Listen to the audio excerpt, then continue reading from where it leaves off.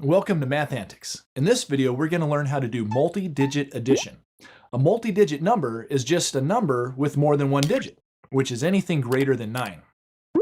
Two-digit numbers use two number places, like the number 32. It has a 2 in the ones place and a 3 in the tens place. Three-digit numbers use three number places. For example, 215. There's a 5 in the ones place, a 1 in the tens place, and a 2 in the hundreds place. But no matter how many digits a number has, if you know your basic addition facts, you can add it to any other multi-digit number easily.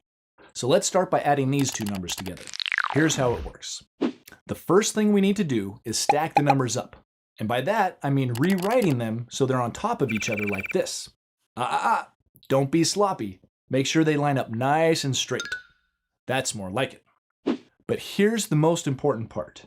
Be sure to line up the number places so that they're directly over each other, so that the ones place of the number on top is directly over the ones place of the number beneath it. And if you line up the ones place correctly, then all the other number places will be lined up too. The tens place are also lined up, and the hundreds places. Well, the bottom number doesn't have a digit in the hundreds place, but that's okay. We can just imagine a 0 there as a placeholder, but we don't have to show it. After our numbers are lined up, we draw a line just below the bottom number because our answer is going to go below that.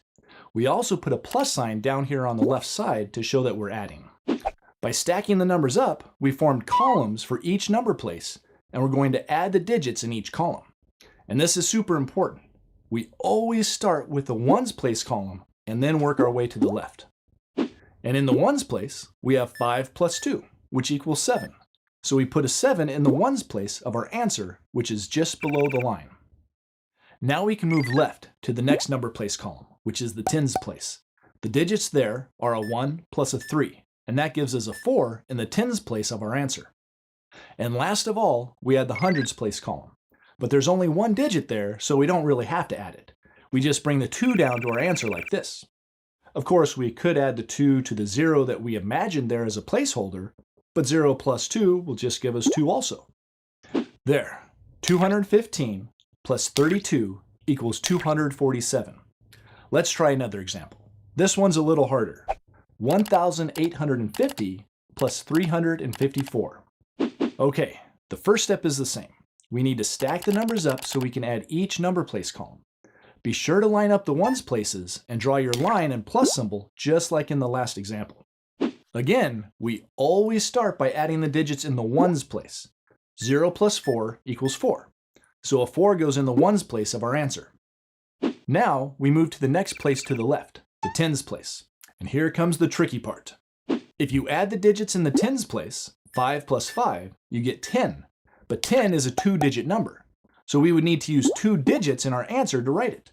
But we can't leave a 1 in the hundreds place of our answer because we're going to need that space when we add the hundreds place digits.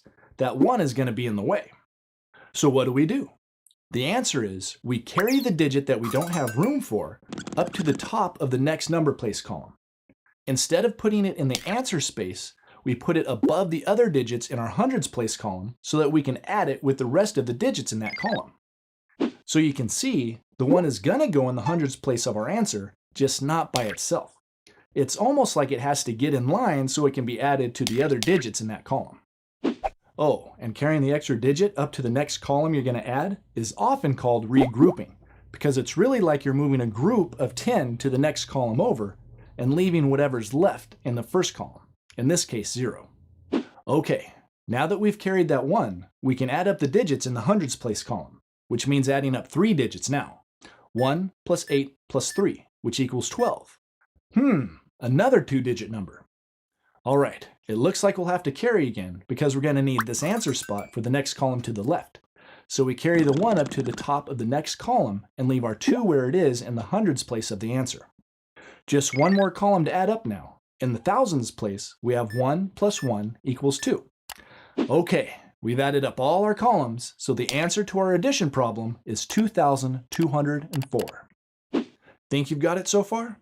Let's try one more together before you do some of the exercise problems. Let's add up these three numbers, 145, 809, and 77.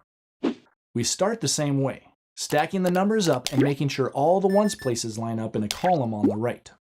And as always, we add up the digits in the right-hand column first. 5 plus 9 plus 7 equals 21.